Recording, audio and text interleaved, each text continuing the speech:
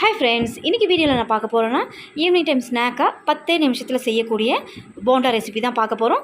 இதில் நம்ம கடலை மாவு சேர்க்காமல் மைதாவை யூஸ் பண்ணி ஒரு சிம்பிளாக டேஸ்ட்டாக எப்படி செய்யலாங்கிறத பார்க்கலாம் வாங்க.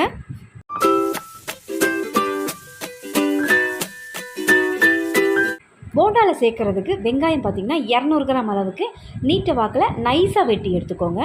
அடுத்ததாக கருவேப்பிலை கொஞ்சம் அதிகமாகவே எடுத்துக்கோங்க. நான் ஒரு 5-6 இன்ச்சு போல் பொடியை நறுக்கிட்டு எடுத்துக்கிறேன். பச்சை மிளகாய் ஒரு 3 பச்சை மிளகாயும் கொஞ்சமாக பொடியை நறுக்கின கொத்தமல்லி, ஒரு மீடியம் சைஸ் கேரட்டை பெரிய துருவலில் வச்சு இந்த மாதிரி துருவி எடுத்துக்கோங்க.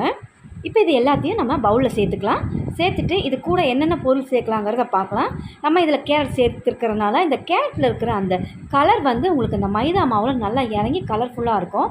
இப்போ எல்லாத்தையும் சேர்த்துட்டு இது எல்லாத்தையும் நல்லா கலந்து விட்டுக்கோங்க. வெங்காயம் நல்லா தனித்தனியாக பிரிஞ்சு வரணும். அது இல்லாமல் மற்ற பொருளோட இந்த வெங்காயம் நல்லா மிக்ஸ் ஆகிடணும். இப்போ இது எல்லாத்தையும் நல்லா மிக்ஸ் பண்ணி விட்டு இதில் 200 கிராம் அளவுக்கு சலித்த மைதாவை எடுத்துக்கிறேன்.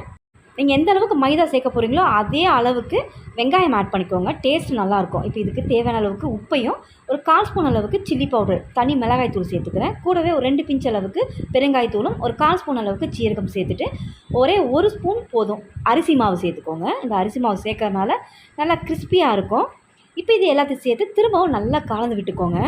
அந்த வெங்காயம், கேரட், பச்சை மிளகாவோட நம்ம சேர்த்துருக்கிற மாவு, உப்பு, மிளகாய்த்தூள் எல்லாமே நல்லா கலந்து வரணும். இப்போ மாவை நல்லா கலந்து விட்டோம். இப்போ தண்ணி சேர்த்துக்கலாம். நார்மல் பச்சை தண்ணி தான். இதை சேர்த்து நல்லா கலந்து விட்டுக்கோங்க. தண்ணி மொத்தமாக சேர்த்துக்காமல் கொஞ்சம் கொஞ்சமாக சேர்த்து நல்லா கலந்து விட்டு பாருங்கள்.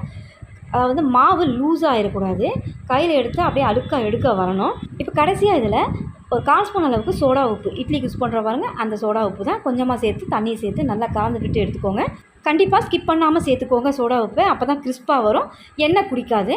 இப்போ தண்ணி இன்னும் கொஞ்சமாக சேர்த்து நல்லா இதை பிசைஞ்சு விட்டு எடுத்துக்கிறேன். இப்போ பிசைஞ்சு எடுத்த மாவுன்னு பார்த்தீங்கன்னா இந்த அளவுக்கு நான் மிக்ஸ் பண்ணி விட்டு எடுத்துருக்கேன்.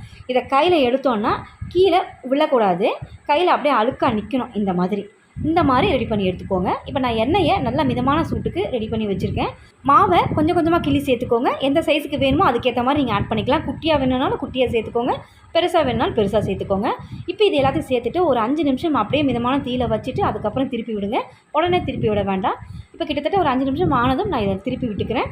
2 பக்கமே லைட் கோல்டன் ப்ரௌனாக மாறி வரணும். அந்த அளவுக்கு வந்ததும் நம்ம இதை எடுத்துடலாம். அப்போ தான் கிறிஸ்பாகவும் இருக்கும், உள்ளே நல்லா வெந்திருக்கும். இப்போ 2 பக்கம் நல்லா திருப்பி விட்டு லைட் கோல்டன் ப்ரௌனாக வந்திருக்கு. நம்ம இதில் சேர்த்துக்கிற இன்க்ரீடியன்ஸ் பார்த்திங்கன்னா நல்லா வாசனையாக இருக்குது. சாப்பிட்றதுக்கும் ரொம்பவே டேஸ்ட்டாக இருக்கும். கண்டிப்பாக ட்ரை பண்ணி பாருங்கள் இந்த மைதா போண்டாவை. இந்த வீடியோ உங்களுக்கு ரொம்பவே யூஸ்ஃபுல்லாக இருக்கும்னு நினைக்கிறேன். இந்த வீடியோ பிடிச்சிருந்தா என்னோட சேனலை மறக்காமல் சப்ஸ்கிரைப் பண்ணுங்கள். ரொம்ப பிடிச்சிருந்தால் லைக், ஷேர் பண்ணுங்கள். தேங்க்ஸ் ஃபார் வாட்சிங்.